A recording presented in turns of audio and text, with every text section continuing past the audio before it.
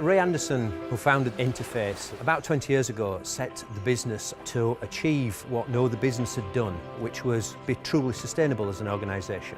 We called that Mission Zero. He often used to say, if and when we achieve Mission Zero, we could become restorative through the power of our influence. The Networks programme is at least the beginning of demonstrating how Interface can become a restorative organisation.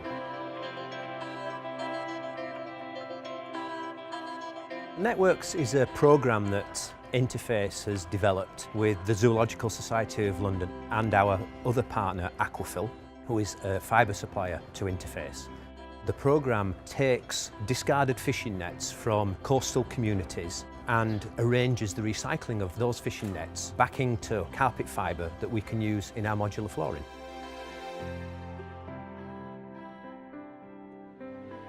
What we're doing with Networks is creating a new and innovative and practical example of an inclusive business model. Groups from the communities go out into the environment, collect nets off the beaches or from the sea, and they get nets from fishers at the end of life, so preventing them from getting into the environment in the first place. As a group, the community then sell the nets into a global supply chain, and they're regenerated into nylon yarn that can then be used to make some very beautiful products, such as Interface's carpet tiles. Sa ako nang gitug-anan ako ang mga anak, parte sa network nga mahimong carpet. Dasi kay ko mga anak ato nga ing ato baday ang net nga basura unta, pero pagbalik na sa nahuman sa net nga trabaho na ay pinakanindot yun nga mahimong carpet.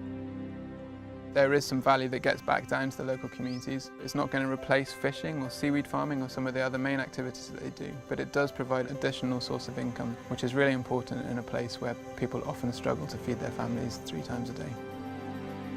I always believe that you can do business at the same time contributing for very serious objectives like cleaning the oceans of marine debris. So it's not a charity. This is an enterprise, a social enterprise. Developing inclusive business is not about philanthropic giving. We're doing this to demonstrate that there is a better way of doing business, and Networks is genuinely inclusive in that respect. What we want to do with Networks is ensure that as much of the value of the nets is retained within the community in order for the communities to benefit as much as possible. One of the key aspects of the Networks programme was creating the ability for the villagers to save using the community banking systems that we set up. 12 months on, we can now see the value that those community banks are bringing to the villagers. Nalipay mig maayo tungod kay na ang net nakatabang pud ni siya pagdugang sa among savings. Sa kwarta para jud sa ko ang mga anak nga nag-eskwela pagkakaron o sa diha sa kumpanya Malay. Diha ra jud nako gidapat ang kwarta nako diha sa Kumuska. In community banking, they were able to address other needs in the family, especially in the schooling of their children, or even the daily needs like buying rice for a day. It actually helps the community to learn how to save. They save now for the future. One of the exciting things about Networks as a partnership model is the way that we're working together to tackle environmental and social problems in the developing world. Networks required the special skills and adaptability of each one of our partners, with ZSL's conservation expertise and their relationships in the field. Aquafil provided a pioneering Econil regeneration system, a way of recycling nets without which none of this would be possible. What makes the Networks partnerships so unique is the long-term relationships that we have, the amount of trust that we have. Interface has long been an advocate of an open innovation approach, and Networks really demonstrates that collaborative innovation without finding the right partners wouldn't have been possible. If I look at the Networks initiative, I find it very exciting because, of course, this is a big part of the work that I do, the perspective that I bring. So the combination of things here with Networks in terms of the additional livelihood generation, the additional income, along with the banking and the ability now to create a savings plan and to have access to credit, does have the potential to be transformational.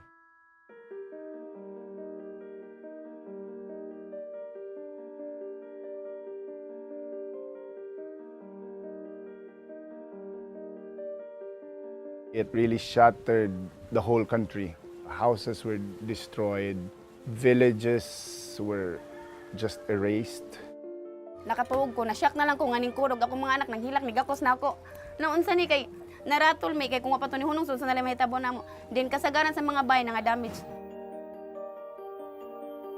What's important is moving forward, and we've seen that the human spirit cannot be overpowered for so long. And the strength of humanity really showed.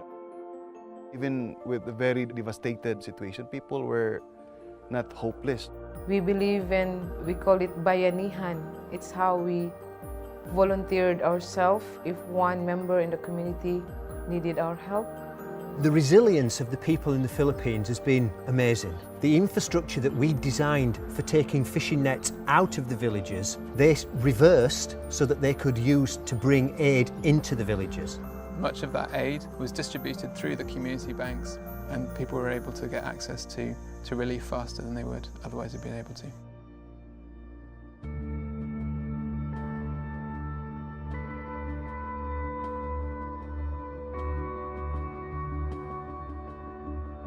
One of the things I find really interesting over the last year is seeing the way that the people are responding to the programme. What we expected to find after the earthquake was that the volume of nets being collected would reduce as people's priorities change and they focus on trying to rebuild. But what we actually found was that in some communities, net collection actually appeared to increase. And so some people were turning to nets as a way of supplementing their livelihoods during that period, which says a lot about the resilience of the model. Now that the programme has been proven in the Philippines, we've invested in ZSL to create a team to expand the networks programme further. The issue of nets littering on coastlines is not very local to Danahon Bank.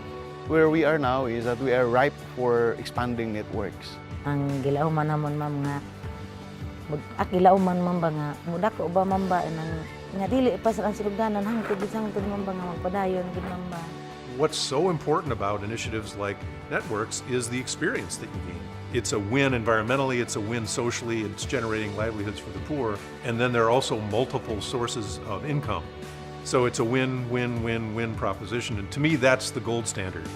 It's a huge achievement to have got to where we have got to, and to be able to sit here today and look around at all the huge quantity of nets that are here and realise the amount of work that's actually gone into that. I think it's been a huge success.